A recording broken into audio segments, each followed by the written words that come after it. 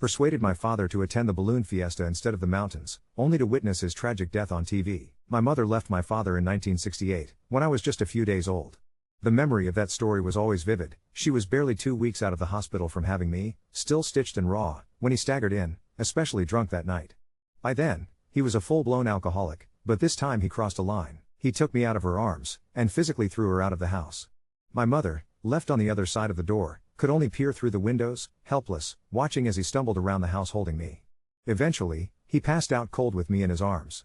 My mother managed to get back into the house, gathered me and a few changes of clothing, and that was it. She left my father. Not long after, the divorce was settled. I grew up barely seeing him, maybe a handful of times over the next 8 years. Then, when I was 8 years old, in 1976, a letter from my dad showed up. He was living in Arizona, running an insurance company, and he wanted to reconnect with me. After the letter came phone calls, and then the promise, he'd drive to Albuquerque to see me. I remember standing on the southwest corner of Los Alamos and Laguna, watching every car that passed. He was supposed to arrive at 2 p.m. Every time a car appeared in the distance, I hoped it would be him. The hours ticked by, and when darkness fell, my grandmother Bama found me standing there. She walked me home, her arm wrapped around my shoulder. She didn't have to say a word, I understood everything. That night, I buried my face in my pillow so nobody would hear me cry. The sting of being forgotten by my own father never truly faded. He never showed. I wouldn't see him again for a very long time. My dad's life was a wild story in itself. He was born to William and Mary, and my great-grandfather, William's father, had been partners and cousins with Conrad Hilton of Hilton Hotels, helping start the Hilton chain itself. Tragedy came early. When my dad was just a child, my grandfather William was murdered in a mugging in El Paso, Texas, a crime that was never solved. That's how my father inherited his fortune, money that would go on to both fuel and ruin him. He plunged into the Hollywood scene, producing music, dabbling in television, catching only one chart-topping song for all his efforts. In reality, he was just another rich, good-looking kid swept up and spat out by Tinseltown. He couldn't keep up with the sharks, and eventually, he left for Arizona to try to put the pieces back together. Years later, when he moved to Colorado, we finally reconnected. Twice a year, I visited him, and those visits were electrifying for me. My everyday life in New Mexico was both wonderful and chaotic. I'd been shuffled between homes until I settled with my grandparents. But when I was with my dad, he was perfect, fun, exciting, larger than life. I never stayed with him long enough to see his flaws. I only saw a man who was always thrilled to see me, giving me a taste of a life I desperately craved. When I turned 13, my grandparents told me my dad was coming back to New Mexico, that he'd checked himself into a treatment center and was going to settle in Albuquerque afterwards. I was over the moon, dreaming up all the ways my life would change with him finally home. He didn't disappoint. That first year with him was incredible, the best 12 months of my life. He'd married again, his fourth, to a woman named PJ, who was as beautiful as she was fun. PJ's humor made her the perfect stepmom, and the three of us shared so many good times. Dad split his work between a law firm and spinning records as a DJ at a local country radio station. I loved tagging along, just to watch him work. His deep, confident voice filled the sound booth, and I admired everything about him.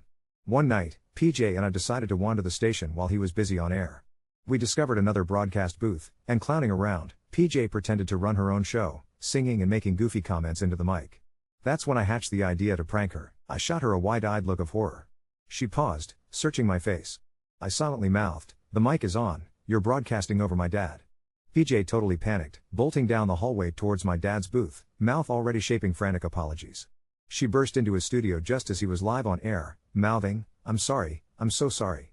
Dad paused, eyes darting from PJ to me. I was practically doubled over, laughing so hard there were tears running down my cheeks. As understanding dawned, he cracked a huge grin. Signing off the broadcast, he spun around and joined PJ and me in a huge, deep laugh. Poor PJ believed she'd hijacked the airwaves, but Dad knew I'd gotten her good. She was a fantastic sport, but I definitely had to sleep with one eye open for a while after that. She never did manage to get me back. Even though Dad and PJ weren't drinking anymore, they did smoke a ton of marijuana. My great-grandmother, Granny, was president of the New Mexico African Violet Society, and her house was crammed with flowers and greenery. To my amazement, Granny helped Dad grow his pot, nurturing the young plants in her greenhouse before transplanting them among the garden's lush bushes and trees. By this time, I was 14. It was 1982, and I was not above sneaking some leaves and getting thoroughly stoned, and Dad never called me out, though I'm sure he knew. By the fall of 1982, I was starting my first year of high school, and PJ was pregnant. For the first time ever, I felt truly secure, looking forward to the future with a full and happy heart. And so, as Albuquerque's crisp autumn air swept over my world, everything finally seemed right for once in my unpredictable life. I've always been captivated by the International Balloon Fiesta in Albuquerque, It draws more than 500 hot air balloons and transforms the city into something out of a dream. Since PJ was new to Albuquerque and had never witnessed the spectacle, my dad insisted we take her to see it the very next morning. That evening, though, an unexpected call changed everything. Erin, that gorgeous blonde I'd met at the beach in La Jolla earlier that summer, called me out of the blue. She was in Albuquerque for a few days and wanted to see a movie together the next day. To be honest, there wasn't a chance in hell I was going to the balloon fiesta after that. Gorgeous blondes, like Erin, rarely asked me out, and my hormones weren't about to let me pass up such an opportunity. As my dad and PJ were getting ready to head home for the night, I let them know I couldn't make it to the fiesta after all. My dad seemed totally fine with it, announcing that instead, he and PJ would go up to the top of the Sandia Mountains to watch the fiesta from above. The Sandias tower over Albuquerque, and from the summit, you can see the entire city laid out beneath you, a breathtaking view, sure, but nothing like being among the balloons as they fill and lift off. It surprised me, my dad's decision to skip the actual launch site for PJ's first fiesta experience. It's a long drive, and just not the same. So I argued. I tried every angle to change his mind, explaining how walking among the inflating balloons is a once-in-a-lifetime kind of event. After some persistence, my dad finally gave in. He promised he'd take PJ to the heart of the fiesta after all. The next morning, I woke up early, butterflies in my stomach thinking about my date. Only Granny and I were in the house. My parents and grandparents had all gone to the balloon fiesta. As we ate breakfast, Granny grilled me about this mysterious blonde beach girl. I told her about our movie plans, though my imagination was running wild, picturing something much more exhilarating than tickets and popcorn. The television played quietly in the background, streaming live scenes from the fiesta. Then, suddenly, a breaking news alert interrupted. The reporter's voice was urgent, warning that the following footage might not be suitable for children. The screen cut to live coverage of a crisis. A huge hot air balloon, gondola packed with passengers, had crash-landed. Onlookers and the camera watched helplessly as someone leapt out in clear distress, flames erupting at the base. Then, more people began to jump. The sudden change in weight caused the balloon to shoot skyward, both basket and fabric now swallowed in fire. From that height, there was a series of explosions, fire rolling out in all directions. Granny and I sat frozen, eyes glued as two people, clutching each other, fell from the burning balloon. Smoke trailed their tumbling bodies as they plummeted to earth. The impact was unsparing, absolute finality. I knew instantly, no one could survive that. It was horror I had never seen before, the kind that etches itself into the mind forever. Chaos followed as people on the ground tried to help, but the balloon itself drifted away, disappearing in flames over the city. Without even looking away from the TV, Granny murmured, "I sure do feel sorry for the families of those people." Her words sank into the silence that followed. A little while later, a friend from the neighborhood showed up to hang out. We wandered out to the backyard, tossing around a football, talking through what we'd both just seen on the news. Then he suddenly stopped, staring past me, his jaw hung open. "There's a cop here," he said. My heart stopped. Instantly, I knew, they must be here about my dad's marijuana plants. Before I could say anything, my friend bolted, jumping the back wall and gone. I dashed into the house just as someone knocked at the door. I opened it to see a man in a suit and two uniformed officers.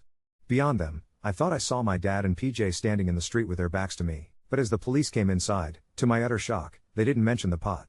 Instead, they told Granny and me there had been a terrible accident involving Mr. and Mrs. B. The officer didn't actually say anyone had died, only that it was terrible. But Granny, always sharp as a tack, looked him in the eye and asked bluntly, "Are they dead?" After a long pause, the officer glanced at me, then turned back to Granny and answered, "Yes." Granny collapsed into tears, hands over her face, while the officer tried helplessly to comfort her. I just stood there, paralyzed. How could this be? My grandparents, dead? I couldn't process it. Where was the accident? How did it happen? Everything felt numb. Then I glanced outside, desperate for my dad, hoping to spot him, to cling to him for comfort. I rushed out the door just as a car pulled into the driveway. Looking closer, I realized, it was my grandparents. Alive. For a moment, my brain couldn't even register what I was seeing. They stepped out, confusion and fear on their faces as they saw the police, the tears, the chaos in the yard. I stood there, reality twisting at the edges. Had the police made a mistake? Was this nightmare just some cruel mix-up? But then, turning to the people I thought were my dad and PJ, I realized, they weren't my family, just two officers in civilian clothes. In that instant, everything shattered. My legs gave out and I collapsed. I watched through a haze as the young officer rushed over to intercept my grandparents, delivering some news I couldn't hear. My grandmother's face twisted in agony before she too collapsed to the curb. Even my grandfather, the strongest man I'd ever known, crumbled, sobbing, draped over the hood of their car. A cold certainty settled over me. It wasn't a car accident. It wasn't my grandparents. My dad and PJ and my father were the two people we'd watched being blown out of the balloon, falling to their deaths together. I had just witnessed my father and my pregnant stepmother die a horrible, unspeakable death. I watched the entire thing unfold, completely unaware that it was two people I loved more than almost anything. I remember Granny commenting that she felt sorry for the family of those people, not knowing that family was us. The shock I went into was absolute, consuming, and it gripped me for a long, long time. The chaos only grew from there. My father was so beloved, not just by our family, but by the entire community. People flooded our home in waves. Grief was everywhere, hanging thick in the air, and the house felt claustrophobically full with all these mourners. I remember myself, frozen in the corner of the room, unable to cry, unable to move, unable even to think. Just sitting there, stunned beyond words. At some point, my Aunt Beth noticed me. She was the only one who even saw me in that strange, numb limbo. She came over, rubbed my head gently, and assured me she had just the thing to make me feel better. She handed me a joint, such a typical family solution: numb the pain, wash it away with substances. In our family, inebriation was almost a tradition. But during all this, the person who truly pierced through my frozen grief was my Uncle Dar. I was sitting alone in my father's van, which they'd towed back from the balloon Fiesta parking lot. The hours I spent in that van felt safer than anything else. It still smelled like my dad and PJ, and I clung desperately to that sensory memory like a lifeline. Dar came out to check on me, quietly opening the van door. He asked gently if there was anything I needed. All I could whisper was, "I just want them back." And that was it. Dar just grabbed me and held on tight, and together we broke down. That was the first time I truly cried since their deaths, and looking back, I believe that moment with Dar, that connection, is what gave me the sliver of strength I needed to survive what followed. The weeks after were a living nightmare. The TV stations wouldn't stop replaying the footage from the accident, so we couldn't even turn on the television. People kept streaming in and out of the house, and it never seemed like there was even a second to process anything. No peace, no chance to breathe. And then, to add insult to agony, I watched people start coming in to take my father's things right in front of me. The thought that my father's and PJ's belongings should go to their children didn't seem to register for anyone. Their personal belongings were carted off like it was some kind of free flea market. Even people who barely knew my father started helping themselves. The anger and resentment I still feel for some of those people is hard to contain, even now. Of all his possessions, only a few truly meaningful ones were left to my brother and me, and we clung to those with all our might, cherishing them like they were the Hope Diamond. They're irreplaceable. I often wonder if anything was given to PJ's daughter. We reconnected a few years ago, but I've never been able to muster the courage to ask. During this bleak chaos, as people grabbed whatever they wanted and the house never quieted, I found my own way to cope: alcohol. The house always had a bottle or two tucked away, but now it was overflowing. People brought liquor by the gallons. Nobody paid any attention to what I was up to. I took to pouring wine into my usual 7-Up, putting on headphones to drown out the world, and playing Dan Fogelberg's greatest hits on 8-track. That was my escape. It worked, at least for a while. That was the start of my long, brutal battle with alcohol and drugs, but that's a story for another time. Then the funeral arrived, and it was another level of agony. So many faces, and I knew almost none of them. During the service, standing painfully close to my father's casket, I looked up to see two girls from my school, Carrie and Tanya. Just the sight of two familiar, friendly faces made me so grateful. It meant more to me than I could ever express. When they finally lowered my father's body into the ground, I couldn't even comprehend what I was seeing. So recently, we'd laughed together at the radio station, we'd goofed off, he'd even let me drive without a license on back roads. We'd sat in his amazing green van with PJ, just listening to music. It was impossible to accept I'd lost him so suddenly. And then the crushing realization hit me, the thought that would devastate me for years. I was the one who talked my father into going to the balloon fiesta instead of the mountains. The guilt slammed into my heart. I felt like I had killed him. Every single person mourning at the funeral, watching this tragic, incomprehensible moment, and it was because of me. I couldn't meet anyone's eye. I just stood there, staring at his casket, unable to move my feet and say goodbye with one last touch. To this day, I regret not stepping forward to touch his coffin one last time. The guilt and grief that I carried for the next 20 years warped my life in unimaginable ways. No 14-year-old should ever have to bear that kind of invisible weight. But I'm here, I survived. And every day, I know just how lucky I am to have made it through. The house finally emptied out one night, no casseroles cooling on counters, no murmurs in the living room, just the soft hum of the fridge and the distant hiss of a swamp cooler turning over, and the phone rang. I just stared at it, dreading whoever was on the other end. It was the program director from the country station.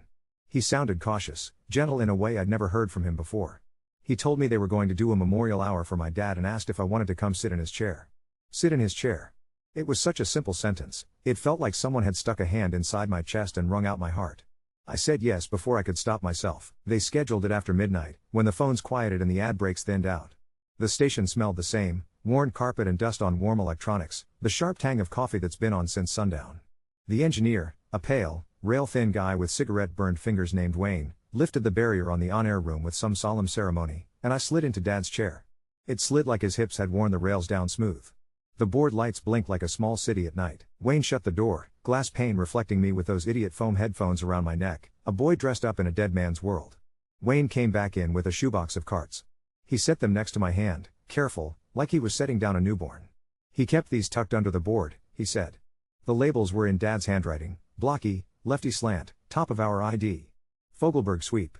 VJ liner do not misplace, and one that just said for J. Wayne popped that one first, turned down everything else, and punched it with his yellowed thumb. The room filled with my dad's voice, that rich, easy glide that had soothed me since Arizona. Hey, little man, if you're ever snooping around my stuff again, you better know I love you. Now please quit stealing my damn pens. He laughed, that deep, unguarded belly laugh that gave him away every time, and then he cued longer like a wink. I think I made a sound, something between a laugh and a sob, and Wayne reached over and squeezed the back of my neck without looking at me. I couldn't stay for the whole hour. I lasted 4 songs, standing every time one ended and sitting when the next began, like I was in church and had forgotten the order of the liturgy. I took the for J. cart home in my jacket. Wayne dubbed it to cassette for me, handed it over without any paperwork or speech, and told me to keep the original, too. Sometimes the only thing that works is rewinding, he said, and then he turned around and started busying himself with something nobody needed. 2 mornings later, before the sun got high enough to bleach the color out of everything, Uncle Dar drove me to the balloon park. They had already cut down the crime scene tape and turned it back into a field, but the ground told the truth anyway. There was a scorch mark bigger than our living room, a black oval with melted nylon wrinkled into it like the skin of a burned marshmallow. Standing there, you could smell it, char, melted plastic, the chemical sweetness of something that used to be fabric. A bulldozer had pushed dirt over most of it, a rough scab, but here and there color peeked through, lime green strand, a triangle of navy, the thick braided line of a basket rope fused to a stone. We weren't the only ones. People showed up quiet and spaced apart, like birds cautious to land. Someone had set a little cluster of flowers down already, carnations, the cheap kind from a grocery store. There was a note tucked under a rock, and it had rained the night before, so the ink had spidered outward until all the letters bled into each other. I didn't touch it. It felt like anything I moved would make something worse. A woman approached us from the other side of the scar, early 30s, maybe, hair pulled back in a tight knot, face partially bandaged along one cheek and temple, a stocking cap on despite the sun. She walked like each step cost her. Dar stepped half in front of me without thinking, big brothering me like he had since Arizona. She stopped an arm's length away, hands balled at her sides like she didn't trust them to behave. Are you John? She asked. I nodded. My voice didn't appear when I tried to use it. I'm Marla, she said. I was in the basket. I heard the word basket and everything else in the air changed. I could hear distant traffic, a dog barking. I could not hear my own heart, which surely was audible. I broke both ankles. They pinned my right one up to the knee, she went on, like she had to fill the quiet before I drowned in it. I wanted to come sooner but they wouldn't let me out.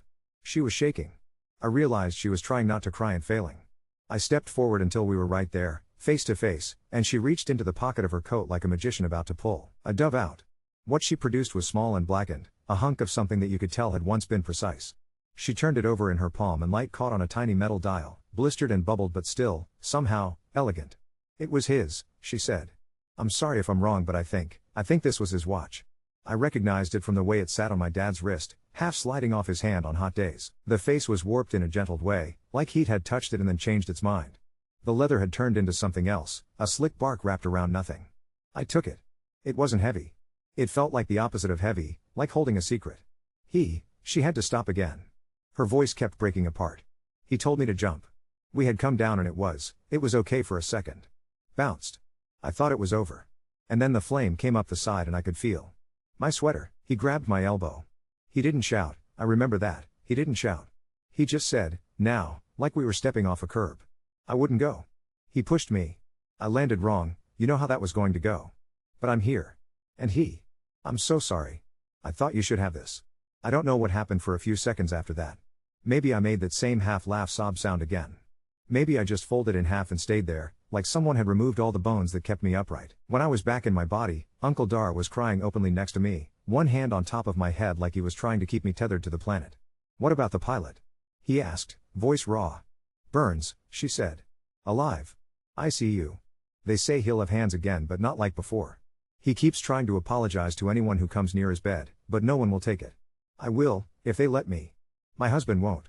She glanced down at my watch, then up at me. I wanted you to know. He told me to jump, he saved me. There was a hearing a month later in a bland room downtown that smelled like varnish and fear. Men in suits said government words.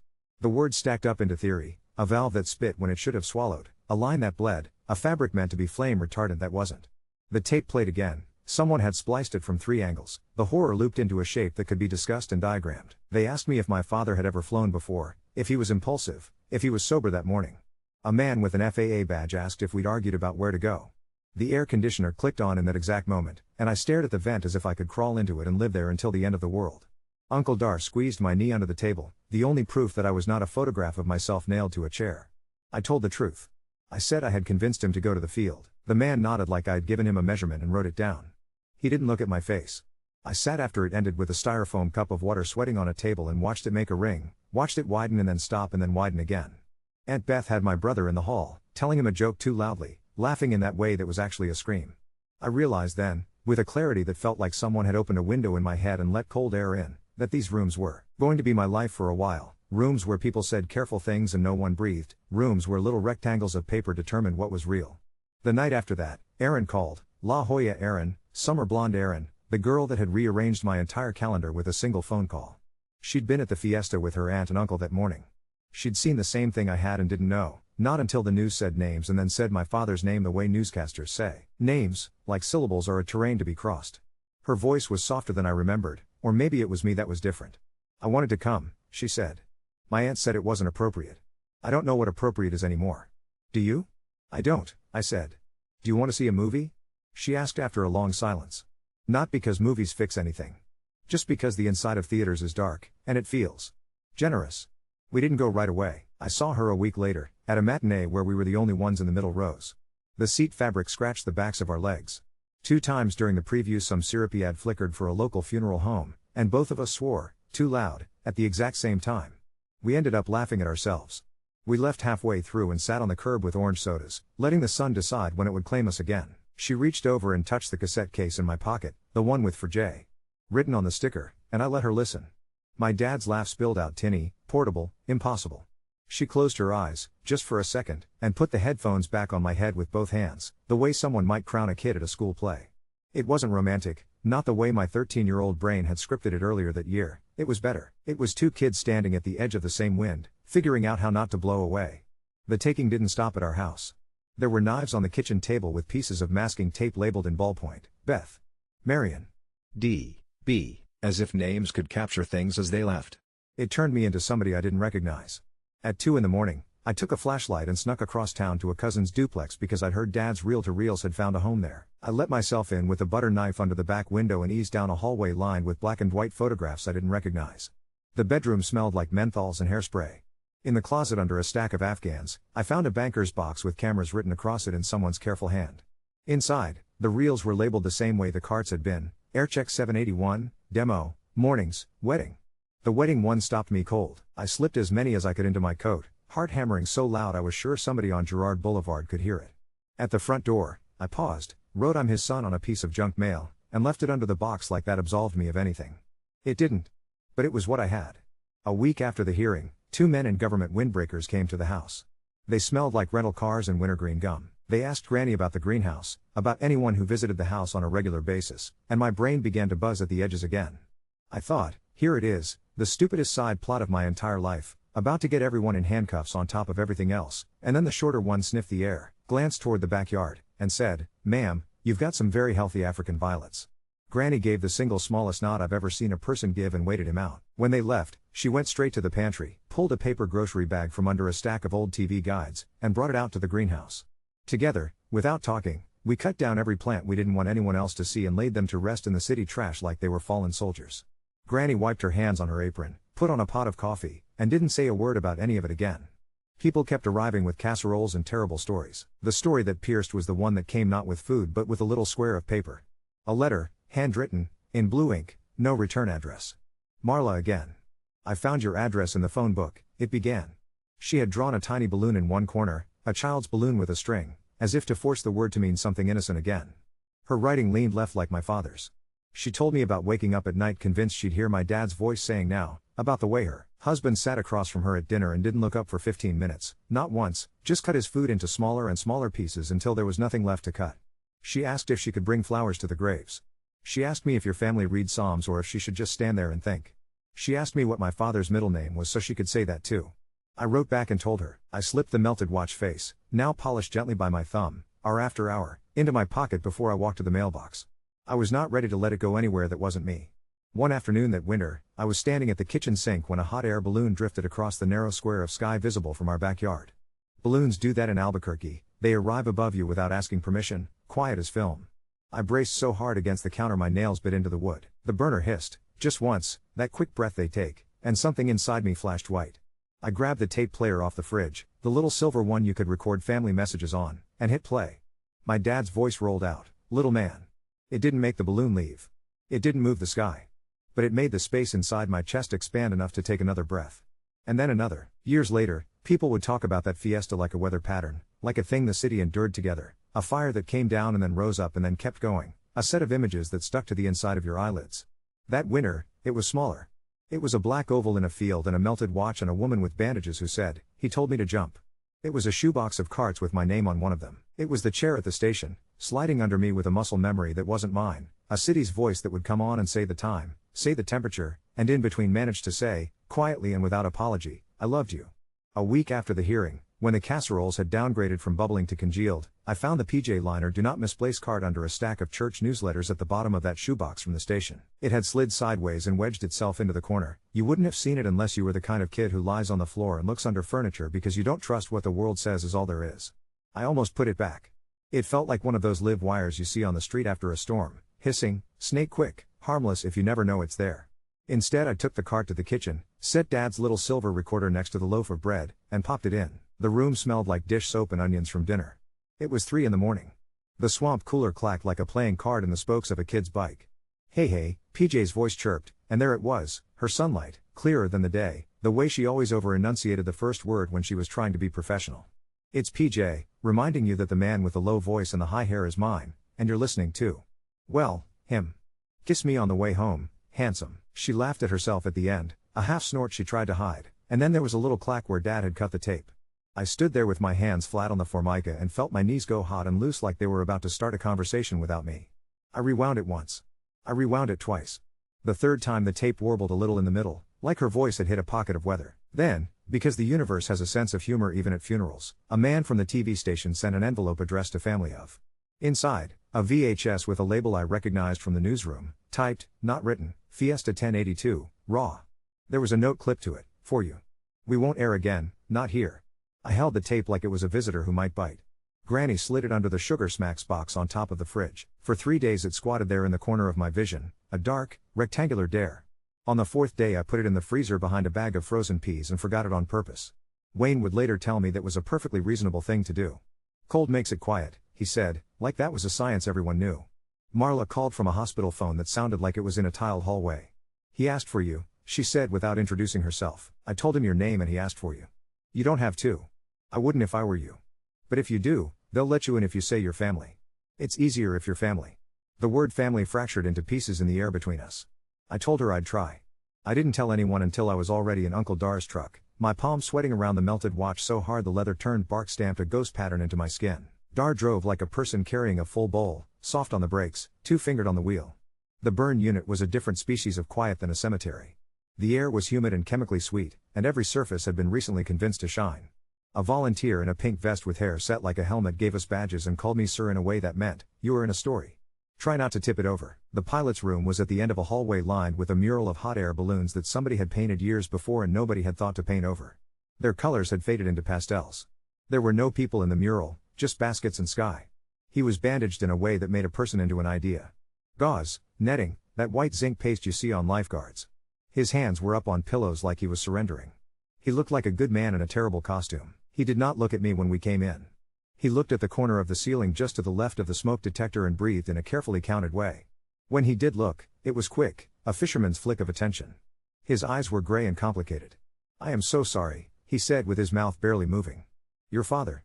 He stopped. The room clicked and hummed. The monitor next to him made a sound I will now associate forever with the inside of a seashell. He didn't panic. He said it like he was giving me a trophy with both hands and hoping I wouldn't drop it. He got her back from the flame. He put his body. And he told her to go. If you were mine, I would want you to know that." I told him about the word now. He nodded. He had that look men get when they are trying to say an entire marriage with their face. "We have drills for it," he said. They don't feel like drills when it's fire. It's wind. Wind does what it wants. I'm sorry, he repeated that last sentence twice, the words losing their edges like soap left in the rain. I asked him a question I had told myself I wouldn't ask anyone. Was there anything we did? Anything that, if I'd. My throat took the rest of that sentence away once it realized what it was made of. He stared at me in a clear, unblinking way that felt like being lifted up by the back of your shirt so your feet left the ground. No, he said, flat as a table. No, he held my face with his eyes until it stuck. No. When we left, the volunteer in the pink vest pressed a paper cup of ice into my palm like a prize. It melted sticky in my hand on the way to the parking lot. In the truck, Dar didn't start the engine. He watched a man across the way try to fold a stroller into a space too small for its idea of itself. He told you no, Dar said. Put that somewhere you can find it. I put it where I put the melted watch, behind the bones in my wrist. Wayne brought over his reel to reel the following Sunday like a neighbor showing up with a ladder. The machine had weight to it the way a small dog has weight, self-possessed, humming before you even plug it in. We set it up on the dining room table with a towel underneath so Granny wouldn't have to pretend it didn't exist. The reels I'd liberated, stolen, rescued, depending on who was telling it, sat next to a cracked bowl of pecans. Wayne stood with his hands on his hips and watched me thread wetting. Left to right, over under over, don't kink it, he coached in a quiet voice. Tapes remember mistreatment. It started with the dial tone of a pay phone because of course it did. Dad had recorded a joke introduction for his own wedding. Ladies and gentlemen, due to budget cuts, today's ceremony will be simulcast on Kirst and the 7 to 11 on Lomas. If you're listening from the Slurpee machine, please do not press the red button until after the vows. You could hear Beth snort laugh and someone shush someone without meaning it. Then the hiss settled and PJ took a big breath. You can hear a person smile if you're listening for it. She read her vows like she was scared of missing the commas. I will attempt bacon, even when I burn it. I will not roll my eyes at record collections. I will check pockets before washing jeans. When you forget where your keys are, I will produce them from my purse like a magician. When you worry about your boy, I will put my hand on your back and make the circles bigger until you believe me. She choked on the last part. You can hear someone trying not to cry if you're listening for that, too. Halfway through the reception, a Patsy Cline song jumped into the tape like it owned it. Wayne put his finger lightly on the flange to slow the reel just enough to hear Dad's voice leap and loop over the music. He taped over the end with an air check of himself back announcing a record. That's called living in your own head, Wayne said, and I laughed, that same wrong loud laugh I had at the funeral joke, and then I cried without warning, snotty and undignified, my whole face falling apart while the reel turned calmly like a planet unconcerned with weather. The next time I saw Erin, she showed up at the front door with a grocery sack like we were a sitcom. Inside, Boston baked beans, those red candy-coated peanuts you buy at movie theaters if you've got loose money and bad taste. I found them at the drugstore, she said, like she had discovered treasure in a desert. You can throw them at me if I say something stupid. We didn't go to a theater. We went to the Sandias at dawn and sat on the cold hood of Dar's truck with our unfamiliar jackets pulled up around our ears. The switchbacks up the mountain make your stomach do a polite curtsy. The pull-offs have that view people talk about when they use the word breathtaking because it briefly does the thing it says. The city looked like a throw rug. The balloons rose up out of it in slow motion, bright and unsurprised, like they were part of a plan the ground didn't know about. Every time the burners hissed, it startled something old and unreasonable inside me, and I would brace, and then it would pass, and I would not turn into a statue or a ghost. We watched until the sun found us. The frost on the grass turned to water right where it touched our shoes, inching outward like it had been given permission. We were supposed to be here, I said, and the sentence just hung there like a wire stretched between two poles, humming. We are, she said, practical as a weather report. That counts. On the way down, at one of those pull-offs with the coin-operated binoculars bolted to the concrete like untrustworthy pets, I took the melted watch from my pocket and set it on the granite. We stood there and let the sun warm it. When I picked it up, it didn't feel like a secret. It felt like an object. My thumb had worn a small, polished crescent into one edge, and when I ran it over my lip without thinking, it tasted faintly of pennies. Grief turned the house into a lost and found with no clerk on duty. One afternoon I caught my cousin D.B., the same cousin with the closet full of menthol and Afghan, standing in the doorway of Dad's office with his hands in his pockets like he was at a museum. He had one of Dad's microphones under his arm, the heavy Shure with the grill dented from a night I wasn't there to see. We stared at each other, two raccoons who had met in the same trash can. I was going to borrow it, he said without blinking. You were going to keep it, I said, and we both knew the difference. He lifted his chin like he could make himself older in a second by wishing for it. He would have wanted, in this house, Granny said from behind us, and we both jumped. No one hears Granny coming, you simply wake up inside a sentence she's already halfway through. In this house, the dead get first pick. She took the mic out from under his arm the way you take a toy from a toddler you love and set it on the desk with a click. D.B. didn't fight, he left in a way that made a shape in the air that stuck around after he closed the door. Marla brought flowers the following Thursday at 3:30, the liminal hour when school buses have already emptied and the news hasn't started. Carnations again, pink and white, not cheap this time. She stood by the grave and read a psalm I recognized only from funerals, her mouth moving like she was teaching herself a new language one syllable at a time. She had a strip of gauze on her wrist now instead of a bandage, and she wore her hair down. She handed me a small envelope at the end like we were trading baseball cards. Inside, a thin slice of red nylon, the kind of ribbon you'd tie around a ponytail if you wanted to look like a catalog. They cut the envelope of wreckage up for training purposes, that's what they said, she told me with a tired smile that was not angry so much as out of energy. He asked the pilot if he could have this piece set aside for you. I told them the color was right. I felt the urge, wild and sudden, to tie it to my own wrist like a hospital band and never take it off. Instead I threaded it through the melted watch and made a knot that knew what it was doing. The night the balloon showed up in my backyard sky again, because the window's nothing to anyone's calendar and will always write its own schedule, I did not run for the tape player. I stood at the sink and let my hands find what they find when the brain is busy: sponge, plate, the exact way to tip a glass so the water doesn't fight you, and I listened to the hiss without running toward or away from it. The dog down the block did his "this is new" bark. Somebody's wind chimes made their tired, polite music. In the doorway, my brother asked if I wanted the last of the Boston baked beans. I did. He threw them one by one, underhand, like a peace offering. I caught every single one, and when I missed the last on purpose so he wouldn't have to feel bad about missing the last, he kicked my heel, "Teenage boy, for I love you." Spring came with the sound of lawnmowers and the smell of wet dirt, the normalness of which felt like an insult until one afternoon it didn't. I got a padded envelope in the mail with no return address and a piece of paper inside with my name spelled right, which is how you know when a stranger is trying. The note was short: "They released the hardware. He wanted you to have this. He says he's learning to hold a cup again." That feels important. Wrapped in newspaper was a steel carabiner, heat blued and bubbled in places like it had been left in a fire pit by a thoughtless camper. It was heavier than I thought it would be. It had a screw gate as stubborn as a jar of pickles the first time. I sat with it in my lap like a cat and thought about all the things that carabiner had touched: the crown, line, the webbing, the hands that pulled, the moment that did not hold. I took it to the field at dusk. Not the exact place, they had reseeded that, made it look like an ordinary patch of grass, but close enough that my feet remembered where to step without me telling them. The wind came from the west. You could smell rain in a way that was more imagination than science. I didn't bury the carabiner. I hung it on a nail in my bedroom later, where it could clink when a truck went by or when I shut my dresser drawer too hard. But I stood there with it and said the word I'd been practicing under my breath, the one that sounds like a surrender and a command at the same time. Now. That summer, the station called and asked if I wanted a job pulling weekend carts and fetching coffee. "We pay in records and stale donuts," the program director warned, and I said yes because who turns down currency they can actually use? The first Saturday graveyard shift I was alone for a full minute between a PSA about seatbelts and a Hank Williams song because Wayne had gone out to smoke, and I sat in my dad's chair and watched the second hand on the studio clock stumble over the 12. I didn't open the mic. I didn't say anything to the city.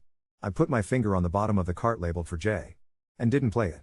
There are different kinds of bravery. That night mine was the kind where you let the song start and don't add your voice to it, even if what every part of you wants to do is say, "I'm here," even if that's all you've got. Wayne came back in, shoulders kissed with rain, and handed me a styrofoam cup with John written on it in Sharpie like my name was a hard thing to remember. "Sometimes the only thing that works is letting it roll," he said, and he pushed the fader up with one fingertip, just enough. Years later, I will have an argument with a stranger in a bar about whether balloons are safe, and I will not, by some miracle, punch him. Years later, I will watch Aaron walk into a room I didn't know I was waiting in and sit down next to me without asking and take my hand like that was always the plan. But that spring, what I had was a carabiner on a nail, a melted watch tied with a red ribbon, a stack of reels that made the house smell like dust and electricity, and a word I could stand on. That did not vanish when I put my weight on it. That was enough to get me to summer. That was enough to get me to the next song.